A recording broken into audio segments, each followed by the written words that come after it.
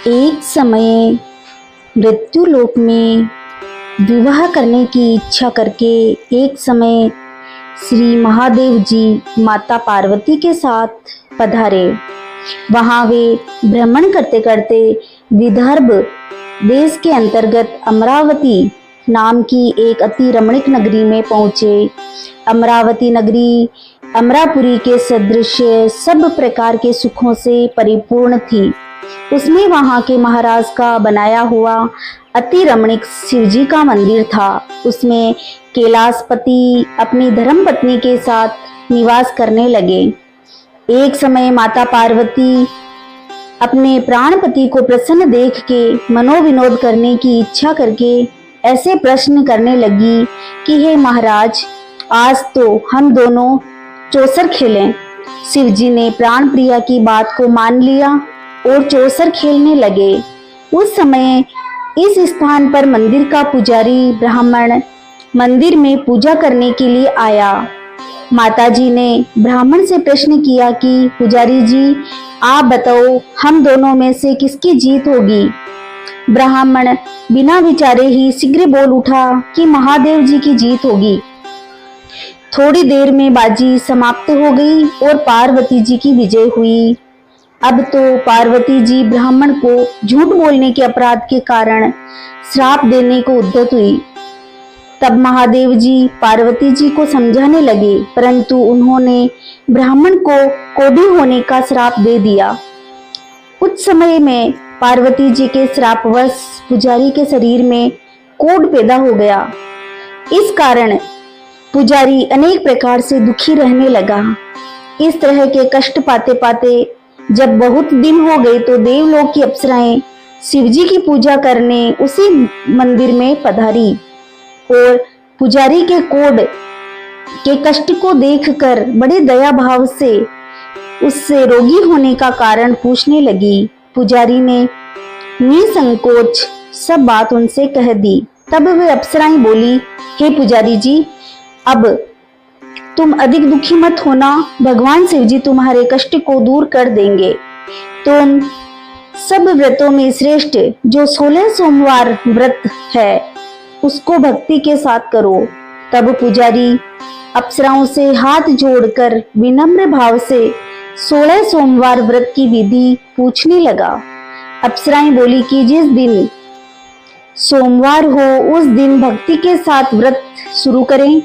स्वच्छ वस्त्र पहने, आधा सेर अच्छे बिने स्वच्छ गेहूं का आटा ले उसके 3 अंग बनावें और घी, गुड़, दीप, नैवेद्य, पुंगी फल, बेलपत्र, जनेऊ, जोड़ा, चंदन, अक्षत, पुष्प आदि के द्वारा प्रदोष काल में भगवान शंकर का विधि से पूजन करें। तत्पश्चात तीनों अंगों में से एक शिवजी को अर्पण करें, बाकी 2 को शिवजी का प्रसाद समझकर उपस्थित जनों में बांट दें और आप खुद भी प्रसाद पावें। इस विधि से 16 सोमवार व्रत करें। तत्पश्चात 17वें सोमवार को जिस दिन पाव सेर पवित्र गेहूं के आटे की बाटी बनावें, उसको तदनुसार घी, गुड़ मिलाकर चूरमा बनावें और शिवजी को भोग लगाकर उपस्थित भक्तों में बांटें। पीछे आप सुकुटुंब प्रसाद लेवें तो भगवान शिवजी की कृपा से उस आपके सभी मनोरथ पूर्ण हो जाएंगे। ऐसा कहकर अप्सराएं स्वर्ग को गई। ब्राह्मण ने यथाविधि 16 सोमवार व्रत किया। भगवान शिवजी की कृपा से रोग मुक्त होकर आनंद से रहने लगा। कुछ दिन बाद जब फिर शिवजी और पार्वती जी उस मंदिर में पधारे, तब ब्राह्मण को निरोग देखकर पार्वती जी ने ब्राह्मण से रोग मुक्त का कारण पूछा तो ब्राह्मण ने 16 सोमवार व्रत कथा कह सुनाई। तब तो पार्वती जी ने अति प्रसन्न हो ब्राह्मण से व्रत की विधि को पूछा और व्रत करने को तैयार हुई, जिसके कारण उनके रूठे हुए पुत्र स्वामी कार्तिकेय जी स्वयं माता के आज्ञाकारी हुए और कार्तिकेय जी को अपने यह विचार परिवर्तन का रहस्य जानने की इच्छा हुई और वे माता पार्वती से बोले कि माता जी, आपने ऐसा कौन सा उपाय किया जिससे मेरा मन आपकी ओर आकर्षित हुआ। तब पार्वती जी ने 16 सोमवार व्रत कथा उनको कह सुनाई। तब वे बोले कि इस व्रत को मैं भी करूंगा, क्योंकि मेरा प्रिय मित्र ब्राह्मण बहुत दुखी दिल से प्रदेश गया है, हमें उससे मिलने की इच्छा है। तब कार्तिकेय जी ने इस व्रत को किया और उनका प्रिय मित्र मिल गया। मित्र ने इस आकस्मिक मिलन का भेद कार्तिकेय जी से पूछा तो वे बोले कि हे मित्र, हमने तुम्हारे मिलने की इच्छा करके 16 सोमवार का व्रत किया था। अब तो ब्राह्मण मित्र को भी अपने विवाह की बड़ी इच्छा हुई। कार्तिकेय जी से व्रत की विधि पूछी और यथाविधि व्रत करने लगा। इस व्रत के प्रभाव से जब वह किसी कार्यवश विदेश गया तो वहां के राजा की लड़की का स्वयंवर था। राजा ने प्रण किया कि जिस राजकुमार के गले में सब प्रकार हथिनी वरमाला डालेगी, मैं उसी के साथ अपनी प्यारी पुत्री का विवाह कर दूंगा। शिवजी की कृपा से ब्राह्मण भी स्वयंवर देखने की इच्छा से राजसभा में एक ओर बैठ गया। नियत समय पर हथिनी आई और उसने जयमाला उस ब्राह्मण के गले में डाल दी। राजा की प्रतिज्ञा के अनुसार बड़ी धूमधाम से कन्या का विवाह उस ब्राह्मण के साथ कर दिया और ब्राह्मण को बहुत सारा धन और सम्मान देकर संतुष्ट किया। ब्राह्मण सुंदर राजकन्या पाकर सुख से जीवन व्यतीत करने लगा। एक दिन राजकन्या ने अपने पति से प्रश्न किया कि हे प्राणनाथ, आपने ऐसा कौन सा भारी पुण्य किया जिसके प्रभाव से हथिनी ने सब राजकुमारों को छोड़कर आपको वरण किया। ब्राह्मण बोला, हे प्राण प्रिय, मैंने अपने मित्र कार्तिकेय जी के अनुसार 16 सोमवार का व्रत किया था, जिसके प्रभाव से मुझे तुम जैसी रूपवान लक्ष्मी की प्राप्ति हुई। व्रत की महिमा को सुनकर राजकन्या को बड़ा आश्चर्य हुआ और वह भी पुत्र की कामना करके व्रत करने लगी। शिवजी की दया से उसके गर्भ में एक अति सुंदर, सुशील, धर्मात्मा और विद्वान पुत्र उत्पन्न हुआ। माता पिता दोनों उस देव पुत्र को पाकर अति प्रसन्न हुए और उसका लालन और पालन बड़ी प्रकार से करने लगे। जब पुत्र समझदार हुआ तो एक दिन अपने माता से प्रश्न किया कि आपने ऐसा कौन सा तप किया है जो मेरे जैसा पुत्र आपके गर्भ से उत्पन्न हुआ। माता ने पुत्र को प्रबल मनोरथ जान के अपने किए हुए 16 सोमवार व्रत की विधि पुत्र के सम्मुख प्रकट किया। पुत्र ने ऐसे सरल व्रत को और सब तरह के मनोरथ को पूर्ण करने वाला सुना तो वह भी इस व्रत को राज्याधिकार पाने की इच्छा से करने लगा और हर सोमवार को विधिवत व्रत करने लगा। उसी समय एक देश के राजा के दूतों ने आकर उसको एक राजकन्या के लिए वरण किया। राजा ने अपनी पुत्री का विवाह ऐसे सर्वगुण संपन्न ब्राह्मण युवक के साथ करके बड़ा सुख प्राप्त किया। वृद्ध राजा के देवलोक होने पर यही ब्राह्मण बालक गद्दी पर बैठाया गया, क्योंकि देवंगत दूत के कोई पुत्र नहीं था। राज्य का अधिकारी होकर भी वह ब्राह्मण पुत्र अपने 16 सोमवार को करता रहा। जब 17वां सोमवार आया तो विप्र पुत्र ने अपनी प्रियतमा से सब पूजन सामग्री लेकर शिवालय चलने के लिए कहा, परंतु राजकन्या ने उसकी आज्ञा की परवाह नहीं की और दास दासियों द्वारा सब सामग्रियां शिवालय भिजवा दी और आप नहीं गई। जब राजा ने शिवजी का पूजन समाप्त किया तब एक आकाशवाणी राजा के प्रति हुई।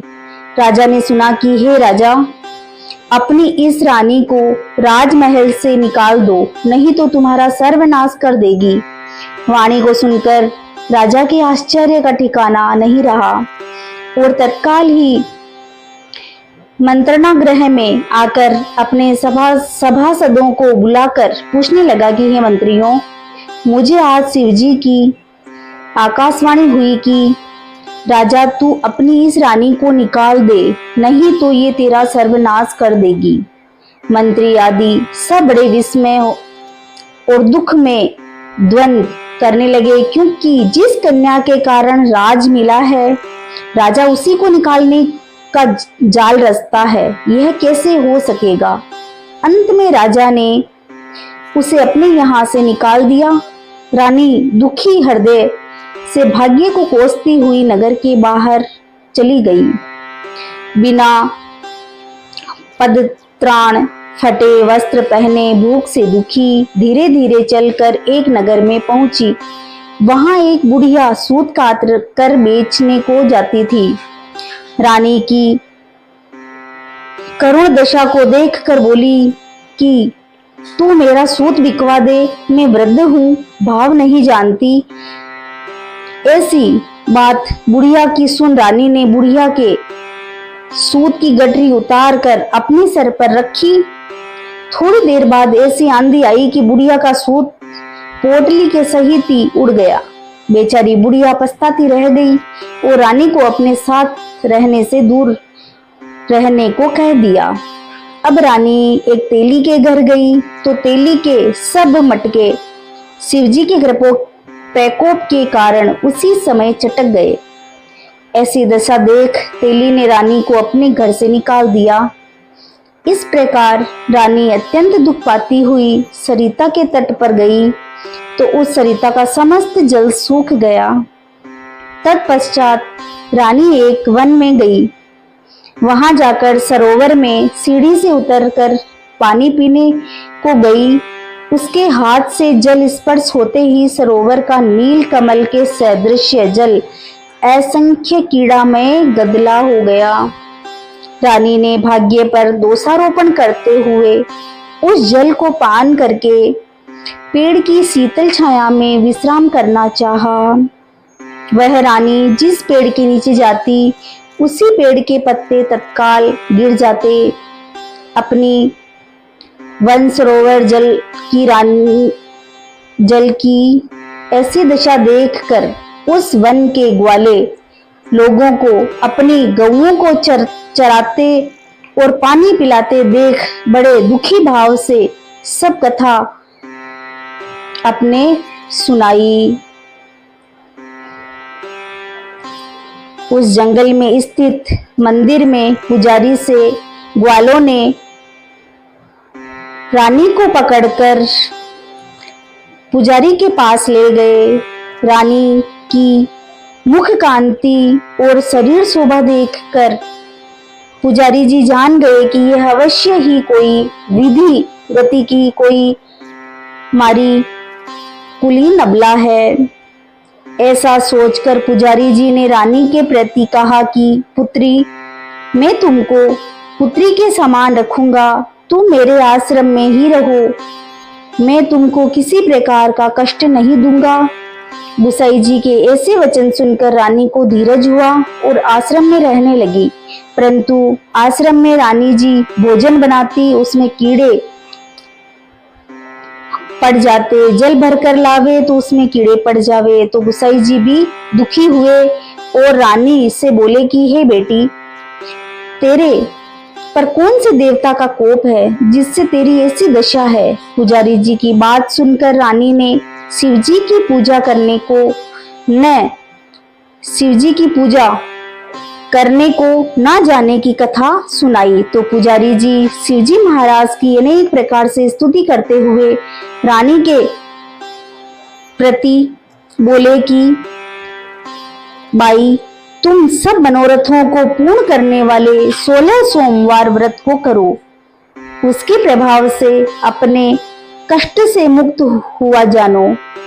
पुजारी जी की बात सुनकर रानी ने 16 सोमवार व्रत को विधिवत संपन्न किया और 17वें सोमवार के पूजन के प्रभाव से राजा के हृदय में विचार उत्पन्न हुआ कि रानी को गए बहुत समय व्यतीत हो गया, न जाने कहां कहां भटकती होगी। ढूंढना चाहिए, यह सोचकर रानी को तलाश करने चारों दिशाओं में दूत भेजे। वे तलाश करते हुए पुजारी के आश्रम में रानी को पाकर पुजारी से रानी को मांगने लगे, परंतु पुजारी जी ने उनको मना कर दिया। तो दूत चुपचाप लौटे और आकर महाराज के सम्मुख रानी का पता बताने लगे। रानी का पता जानकर राजा स्वयं पुजारी जी के आश्रम में गए और पुजारी जी से प्रार्थना करने लगे कि महाराज, जो बाई जी आपके आश्रम में रहती है वह मेरी पत्नी है। शिवजी के कोप से मैंने उसको त्याग दिया था। अब इस पर शिवजी का प्रकोप शांत हो गया है, इसलिए मैं इसे लाने आया हूँ। आप इसे मेरे साथ चलने की आज्ञा दे दीजिए। पुजारी जी ने राजा के वचन को सत्य समझकर रानी को राजा के साथ जाने की आज्ञा दे दी। पुजारी जी की आज्ञा पाकर रानी प्रसन्न होकर राजा के साथ महल में आई। नगर में अनेक प्रकार के बधावे बजने लगे। नगर निवासियों ने नगर के दरवाजे पर तोरण और बंदरवालों से विधिवत घर को सजाया। घर घर में मंगलगान होने लगे। पंडितों ने विविध वेद मंत्रों का उच्चारण करके अपनी राजरानी का स्वागत किया। ऐसी अवस्था में रानी ने पुनः अपनी राजधानी में प्रवेश किया। महाराज ने अनेक तरह से ब्राह्मणों को दान देकर संतुष्ट किया। याचकों को धन धान्य दिया। नगरी में स्थान व्रत खुलवाए जहां भूखों को खाने को मिलता था। इस प्रकार से राजा शिवजी की कृपा का पात्र हो राजधानी में रानी के साथ अनेक तरह के सुखों का भोग करते हुए आनंद से जीवन व्यतीत करने लगा। जब राजा और रानी प्रतिवर्ष 16 सोमवार व्रत करने लगे, विधिवत शिव पूजन करते गए, लोक में अनेक सुख को भोगने के पश्चात शिवपुरी में पधारे। ऐसे ही जो मनुष्य मन वचन कर्म से भक्ति सहित 16 सोमवार का व्रत पूजन विधिवत करता है, वह इस लोक में समस्त सुखों को भोग कर अंत में शिवपुरी को प्राप्त होता है। शंकर भगवान की जय।